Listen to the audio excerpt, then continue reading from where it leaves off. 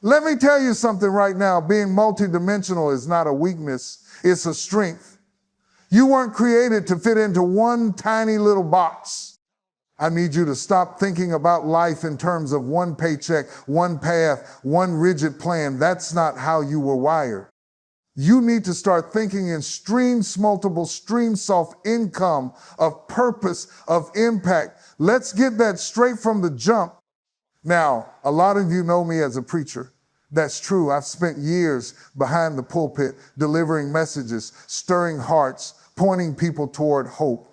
But let me pull back the curtain a little bit.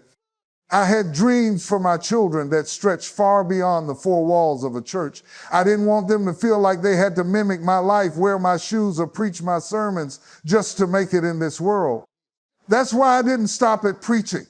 I stepped into real estate. I started developing smart communities places designed not just to house people today, but to serve the needs of tomorrow. Because here's the deal. You don't build your business or your life based on where you are right now or where you've been in the past. You build it based on where you're going. You've got to have vision that pulls you forward, not a rearview mirror that keeps you stuck. Let me break that down for you. Vision isn't just dreaming, it's strategy. And strategy isn't some highfalutin word for consultants in suits. It's a practical step-by-step game plan that takes you from where you're standing today to the destiny that's calling your name. Think about this. If what you've been doing for the last 5 years or 10 years hasn't gotten you where you want to be, maybe it's not your dream that's broken. Maybe it's the road you've been walking. Maybe it's time to shift your approach. Change your method, reimagine your path. I'm not saying abandon your goal. I'm saying find a new way to chase it. Let me give you an example. Early in my life, I thought preaching was the only thing I'd ever do. I was good at it. People responded. But there came a moment when I realized that God didn't just give me a voice for the sanctuary. He gave me a mind for the marketplace too. So I started asking myself, what else can I do with what I've got? That's when I ventured into writing books, producing films, building businesses. I didn't throw away my gift. I multiplied it, and you can do the same. You've got to stop seeing yourself as a one-trick pony. You're a whole stable of possibilities. Here's a question I want you to wrestle with. What problem does your gift solve? Because let me tell you something, people don't pay for problems, they pay for solutions. You don't need a PhD hanging on your wall to figure that out. My daddy didn't have a college degree. He had a mop, a bucket, and a work ethic that wouldn't quit. He saw dirty floors and turned that into a cleaning company with 52 employees. He didn't wait for permission. He didn't wait for a title. He saw a need and he met it. That's it. That's the formula. You don't have to be a doctor, a lawyer, or a rocket scientist to make a difference. But whatever you do, it's got to answer somebody's cry for help. It's got to scratch an itch they can't reach on their own. And while we're at it, let me set you free with this truth. What you do is not who you are. Did you hear me? I said, what you do is not who you are. People say, T.D. Jakes is a preacher. Sure, I preach, but I wasn't born with a Bible in my hand. I wasn't always standing in front of a congregation. And even now, that's not the full picture of me. If I had let that title, that one word define me, I wouldn't have stepped into filmmaking. I wouldn't have launched businesses. I wouldn't have produced nearly $500 million worth of work across industries.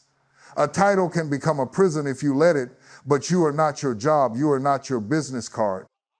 You are more than what they call you. You are every dream that keeps you tossing and turning at night. You are every idea that lights a fire in your spirit. That's who you are. Let's dig deeper into that. Your purpose is wrapped up in your passion. Don't sit there scratching your head saying, I don't know what I'm here for. Yes, you do. It's that thing that makes your eyes sparkle when you talk about it. It's the thing you daydream about when the boss isn't looking.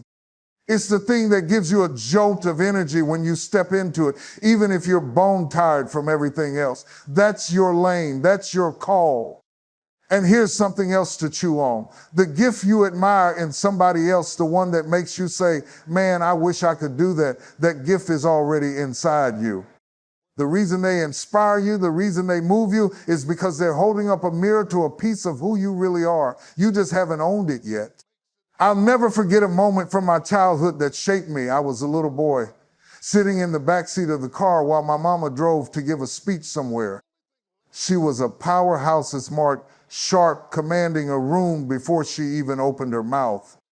And I looked at her and said, today they're calling me Mrs. Jakes' son, but one day they're going to call you T.D. Jakes' mother. Now that wasn't arrogance talking. That was a calling bubbling up inside me. That was a kid who could feel something bigger pulling at him, even if he didn't have all the words for it yet. What's pulling at you? What's whispering to you when the world gets quiet? Now, let me talk to those of you punching a clock right now. You've got a job, great. It pays the bills fine. But even while you're clocking in and out, don't you dare stop building your own brand. Don't stop developing you. That 9 to 5 might be your reality today, but it doesn't have to be your ceiling tomorrow. Use it. Learn from it. Let it fund your dreams while you're sketching out your own blueprint. And I want to speak straight to my millennials for a minute. I love mentoring you. You're the best investment I can make because you're the ones who carry the baton when I'm gone. You're my legacy. But here's the thing. You grew up in a world where everything's instant.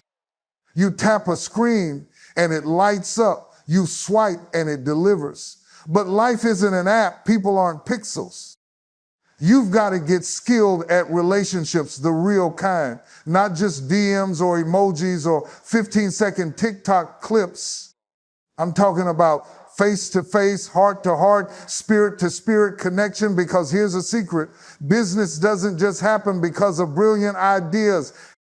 It happens through people. Learn how to read a room. Learn how to pick up on what's not being said. Learn to listen with your gut as much as your ears.